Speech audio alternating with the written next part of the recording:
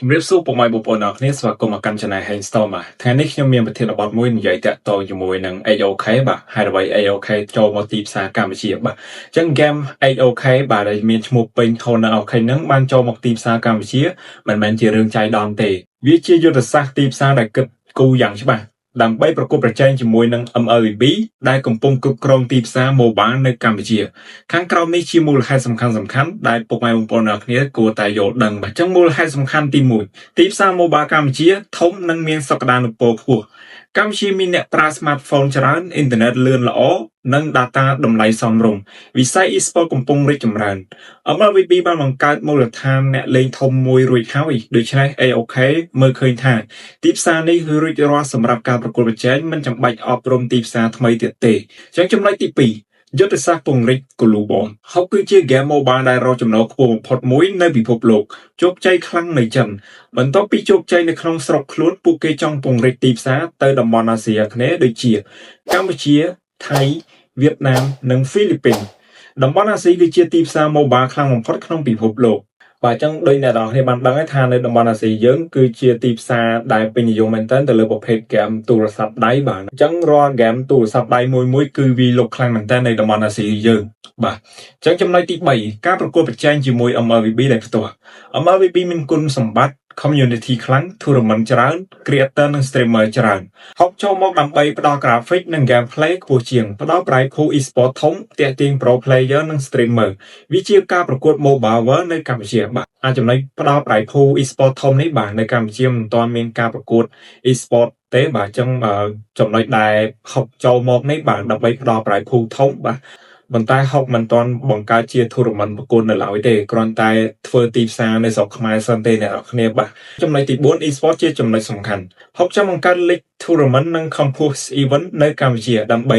ទាក់ទាញយុវជនបង្កើត community ថ្មីនិងបង្កើតការយល់ដឹងអំពីម៉ាកផលិតផលរបស់ហុកបាទហុកអាចបង្កើត tournament prize ធំជាង MLBB នៅកម្ពុជានោះវាអាចទាក់ទាញអ្នកលេងចាស់ឲ្យផ្លាស់ប្ដូរហ្គេមបាទអញ្ចឹងបើសិនជាហុកបង្កើត tournament នៅប្រទេសកម្ពុជាហើយផ្ដល់ prize pool tournament នឹងធំជាង MLBB នៅកម្ពុជានោះវាអាចទាក់ទាញអ្នកលេងថ្មីបាទឲ្យផ្លាស់ប្ដូរពីហ្គេម MLBB មកកាន់ហ្គេមហុកក៏ថាបានដែរបាទអញ្ចឹងសង្ឃឹមថាទីផ្សារកម្ពុជាយើងបាទការប្រកួត tournament ហ្នឹងមាន prize pool ធំជាងមុនបាទมันនៅ price pool ដដែលឬក៏ធ្លាក់ចុះទេបាទសង្ឃឹមថា price pool អាចឡើងមួយកម្រិតពីមួយឆ្នាំទៅមួយឆ្នាំអ្នកនរគ្នាហ្នឹងហើយខ្ញុំសង្ឃឹមថាអញ្ចឹងបាទដើម្បីពង្រីក e-sport នៅកម្ពុជាបានកាន់តែច្រើនផងដែរបាទមិនថា game អ្វីទេអ្នកនរគ្នាបាទឲ្យតែ price pool ធំទីផ្សារទៅមុខលឿនហើយហើយអ្នកចង់លេងអ្នកចង់ប្រកួតក៏កាន់តែច្រើនផងដែរបាទអញ្ចឹងបើត្រង់ចំណុចនេះហុកមកធ្វើទីផ្សារកម្ពុជាហើយហុកនឹងធ្វើការបង្កើតនៅ tournament មួយបើសិនហុកហ៊ានចំណាយលុយបាទឲ្យធ្វើឲ្យ price pool ដែលធំជាង MLBB នៅកម្ពុជានឹងបាទមិនខ្វះទេអ្នកដែលចង់ទៅលេងហ្គេមហុកបាទនេះខ្ញុំមិនមែននិយាយដើម្បីលើកជើងហុកឬក៏អីទេបាទខ្ញុំក៏ជាអ្នកលេង MLBB មួយរូបដែរបាទហ្នឹងហើយអញ្ចឹងខ្ញុំសង្ឃឹមថាទីផ្សារឬក៏ការប្រកួតប្រជែង e-sport នៅកម្ពុជាហ្នឹងមានការប្រកួតប្រជែងកាន់តែខ្លាំងបាទដើម្បីឲ្យវាកាន់តែរលូនជាងមុនដើម្បីឲ្យវាមានការអភិវឌ្ឍជាងមុនផងដែរអូខេបាទអញ្ចឹងចំណុចទី5គឺចំណូលបាទ Mobile គឺជាផ្នែក game ដែលរកចំណូលខ្ពស់តាមរយៈ skin event និង battle passបើហុកចូលមកហើយយកបានត្រឹម20ទៅ30% នៃទីផ្សារ MLBB នៅកម្ពុជាក៏គ្រប់គ្រាន់សម្រាប់ចំណូលធំមួយហើយតើហុកអាចជោគជ័យដូច MLBB នៅកម្ពុជាឬទេបាទកន្លែងនេះក៏ខ្ញុំចង់ដឹងខ្លាំងដែរសូម្បីតែអ្នកនរគ្នាក៏ចង់ដឹងដែរបាទហុកមកចូលធ្វើទីផ្សារនៅកម្ពុជាបាទតើអាចជោគជ័យដូច MLBB ដែរទេបាទចម្លើយគឺអាចបានប្រសិនបើអានេះគ្រាន់តែជាការប្រសិនបើរបស់ខ្ញុំទេបាទប្រសិនបើ support community ខ្មែរបាទមានន័យថាការគ្រប់គ្រងពីសហគមន៍របស់ខ្មែរបាទ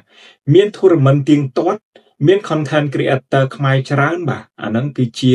ចំណុចអាចបានប្រសិនបើមាន3ចំណុចធំនេះបាទអញ្ចឹងពិបាកបើអានេះចំណុចដែលខ្ញុំនិយាយពិបាកប្រសិនបើហុកមាន server មិនស្ថិរភាព marketing មិនខ្លាំងឬមិនបង្កើត local event បាទហើយ3ចំណុចនេះគឺពិបាកមែនតើសម្រាប់ហុកបាទបើសិនជាហុក គាត់ធ្វើ server game គាត់មិនស្ថិរភាពឬក៏ marketing game របស់គាត់មិនខ្លាំងមិនបង្កើត local event នោះ game គាត់មិនអាចជោគជ័យដោយ MLBB បានទេដោយសារ MLBB គាត់មាន6ចំណុចនេះហើយអញ្ចឹងបាន MLBB ជោគជ័យនៅកម្ពុជាបាទអញ្ចឹងសង្ឃឹមថាហុកគាត់អាចធ្វើទីផ្សារប្រកួតប្រជែង